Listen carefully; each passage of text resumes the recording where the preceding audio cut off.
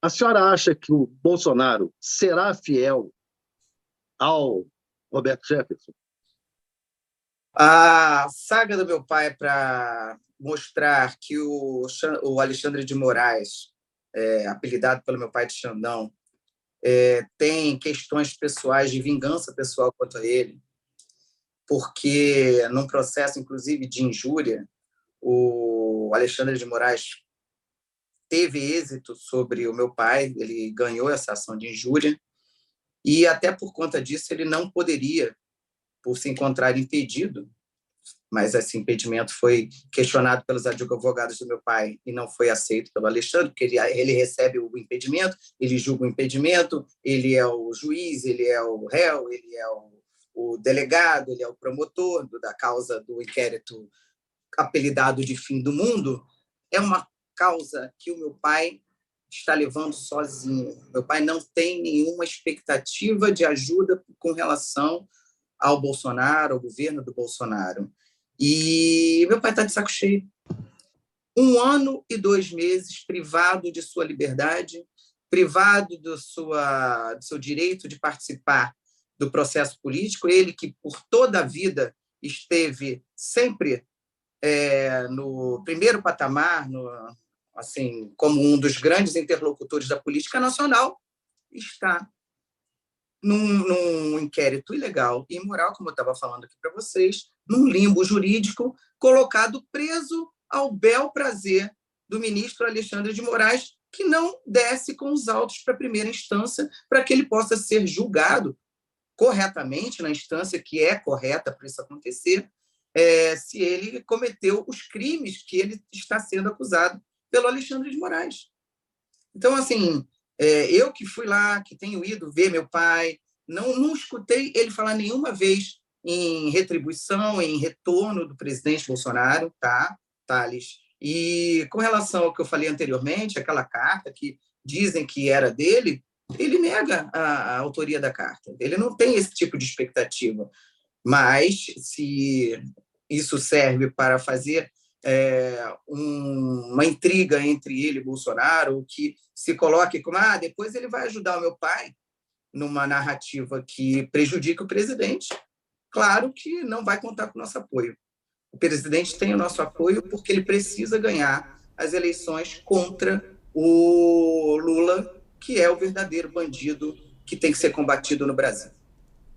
Deputada, eu entendo que a senhora negue, que espere alguma coisa dele, mas eu insisto que as pessoas têm dito isso e que têm conversado com ele, estão falando isso. E é recorrente, não é... Eu não estou dizendo que você está mentindo, não, Thales. Eu estou dizendo que eu não ouvi isso, entendeu? Eu sei. Eu entendo, senhora. Claro. Deputada, voltando à questão dos fatos que aconteceram ontem, né, lá em Comendador Levi Gasparian, eu queria que a senhora, se possível, falasse um pouco sobre a cronologia dos fatos, né? Por que seu pai atirou? Né? Por que ele chegou a jogar bomba nos policiais? Né? Foram contados mais de 20 tiros de fuzil na viatura, teve os estilhaços de bomba que acabaram atingindo os policiais, né? Um agente e um delegado. Né? Ele tinha o objetivo ele queria acertar os policiais, ele queria fazer tiros de aviso. O que aconteceu? Por que ele chegou a tomar essa decisão de atirar nos policiais federais? O Sakamoto, meu pai tomou um susto. Ele foi até o muro, aonde ele pôde visualizar os agentes da Polícia Federal e disse para eles que era a 4ª vez que eles estavam indo lá para entrar na casa dele, que ele não queria mais isso, que ele não ia se entregar, que era para eles irem embora, se afastarem dali, que ele não ia permitir que eles entrassem. E nisso, um dos agentes, de nome Daniel, mirou no meu pai e deu 8 tiros na direção dele. Meu pai correu e atirou de volta, mas em momento algum mirou em nenhum dos agentes. Até porque vocês sabem muito bem que meu pai é um exímio atirador. Meu pai, se mirar em alguém, ele acerta. Ainda mais com red dot, que é a mira vermelha laser. Então, ele não teria como errar da posição que ele estava. Ele atirou quando os agentes correram, porque os agentes correram realmente, tá? Em direção à esquina ali do meu pai, eu sei onde é, eu sei de onde ele estava. E eles estavam assustados e saíram de perto. O meu pai, num acesso de fúria, atirou na viatura, mas em momento algum queria acertar nenhum dos 4 policiais federais que estavam ali cumprindo uma ordem ilegal e arbitrária do Alexandre de Moraes. Mas desculpa perguntar, deputada, mas se ele fosse que ele quisesse fazer primeiro, se ele quisesse fazer um tiro de aviso, alguma coisa, ele não atiraria para cima, porque a viatura estava cravada de balas. E, em segundo lugar, houve aquele lançamento daquela bomba, né, que acabou atingindo. E a pergunta, ele não tinha nenhuma informação prévia da ação da PF, porque também estão circulando informações de que ele tinha chegado até ele de que essa ação aconteceria, né? Então ele não estava preparado, ele estava preparado para isso, ele pretendia reagir à bala mesmo. É porque a senhora falou que ele não queria atingir ninguém, mas a senhora viu as fotos da viatura, ficou bastante machucada.